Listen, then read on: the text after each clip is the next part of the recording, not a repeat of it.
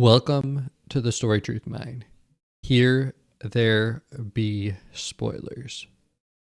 When I first read the Lochness scenes from Jennifer Estep's Cold Burn of Magic, I thought they were just another example of plot armor run amok.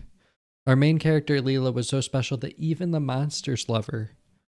But on a second reading, I think it actually reminds me of something fundamental about how we invested before modern times. Without a bank or a house or an index fund or even a piggy bank, the most lucrative investment that we could make was in a friendship. Here is how Estep introduces us to the Loch Ness Monster. I left the row houses behind and stepped onto a gray cobblestone bridge that arched over the Blood Iron River. 3 X's had been carved into a stone set in the short column that fronted the right side of the bridge. A clear warning. There be a monster here. I paused in the middle of the bridge, just before I would cross over to the far side, looked over the edge and listened, but I didn't see or hear anything except the soft ripple and rush of the river below. No metal clanking on the stones, no claws crabbing over the rocks in my direction. No monster licking its chops in anticipation of sinking its teeth into me. Either the Lochness who lived under the bridge was cruising down the river like the black, oversized octopus it resembled, or it was already chowing down on its dinner for the night. I thought about crossing the rest of the bridge without paying the usual toll, but it was better not to chance it. Besides, it was the polite thing to do. My mom had been big on that, on paying the tolls, following the old traditions, and giving every creature, mortal, magic, and monster, the respect that it deserved. Especially the ones that could eat you in one gulp. So I dug through my pockets and retrieved 3 quarters. I placed the coins on a worn, smooth stone, also marked with 3 X's, set in the middle of the right side of the bridge. Pretty cheap, if you ask me, especially given the insanely high prices the tourists, and we locals, paid for everything in town. So Lila, our protagonist, is an orphan living in Cloudburst Falls. But she always pays the monsters their tolls, even when it's hard for her, or she could get away without it, because she remembers the admonitions from her mother. And Lila continues paying the Lochness as her station moves up in the book, and as she starts acting as a bodyguard for a powerful local family. Here's another scene with Lila being driven by one of the older, more senior bodyguards in the family.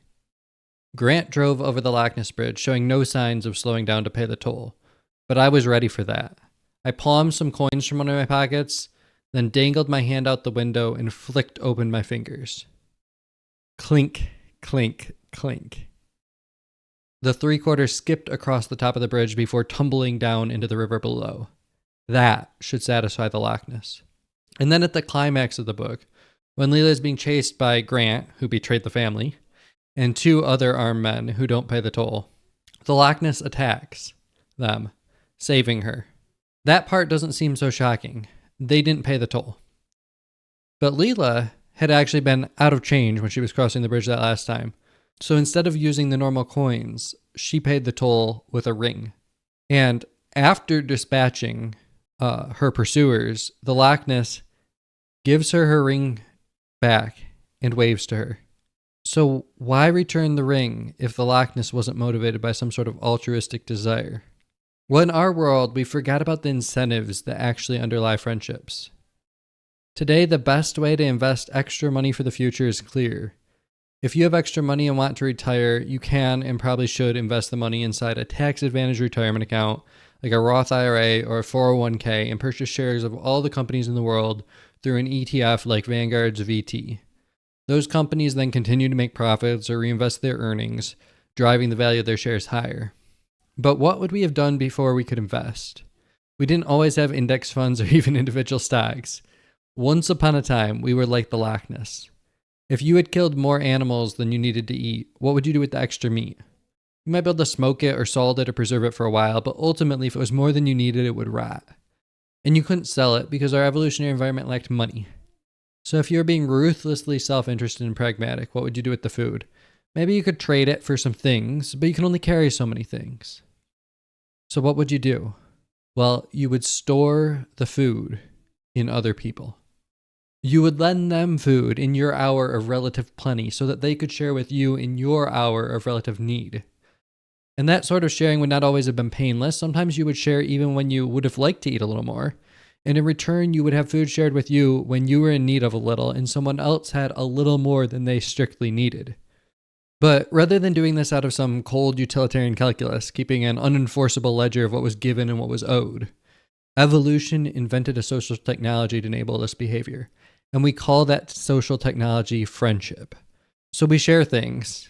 As hunter and gatherers, we shared food and hunting and fighting and tracking techniques with people because they're our friends. But underlying that, there was always a deeper truth. That stream of future help and sharing from a friend is incredibly valuable.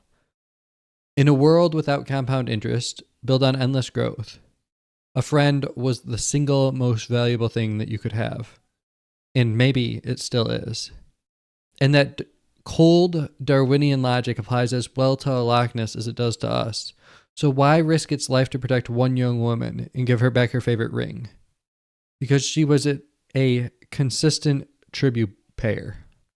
And a stream of future toll payments actually was worth risking its life for. And to prevent fear from overwhelming the Lochness at the pivotal moment when it needed to secure that stream of payments, evolution, by natural selection, made the Lochness see our Lila as a friend. And you don't take something as payment from a friend that's sentimentally important to them, but only materially important to you. You give them back their dead mother's ring. You let them incur a debt. And you wait for them to bring you a stream of shiny trinkets for as long as you both shall live. So thank you to Jennifer Estep for her lovely lesson on friendship with monsters. It's not quite my normal reading material, but there are definitely story truths in her work, waiting to be extracted.